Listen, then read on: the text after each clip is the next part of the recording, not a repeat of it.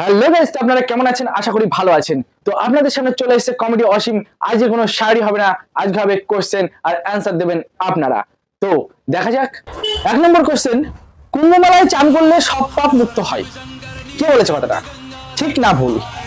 কারণ যে হারে কুম্ভমেলায় ভিড় বাড়ছে তাতে বোঝাই যায় যে আমাদের দেশে কত পাপী লোকের বাস। তাহলে 2025-এর পরে কি আর স্বর্গে জায়গা থাকবে না? নরকে যাবে কি শুধু অসীম? কারণ আমি কুম্ভমেলায় যাইনি। Note this point guys, public এটা কেন বোঝে না যে গরু কিন্তু কখনো দুধ দেয় না। গরুর দুধটাকে আমরা কিন্তু ছিনিয়ে নিই। নিজের ভুল স্বীকার করতে শিখুন। আবার কবে আর কবে শিখবেন? তো গাইস, লোকের কথায় কান্না দিয়ে নিজের প্রতি ভক্তি রেখে বাড়িতে ছান করে ঠাকুর পূজা দিলেও কিন্তু পুণ্য পাওয়া যায়। ছুটে যাওয়া লাগে না সেই কুম্ভমেলায় চান করতে। কারণ পুণ্য যদি এতই সহজ হতো তাহলে হয়তো আজকে মুদিখানা দোকানে কিনতে পাওয়া যেত। তো গাইস, আমার ভিডিওটা যদি আপনাদের ভালো লেগে থাকে তো অবশ্যই কমেন্ট করবেন এবং শেয়ার করবেন। আর আমার পেজটিকে তো অবশ্যই ফলো করবেন। তো আবার দেখা হচ্ছে পরবর্তী ভিডিও নিয়ে।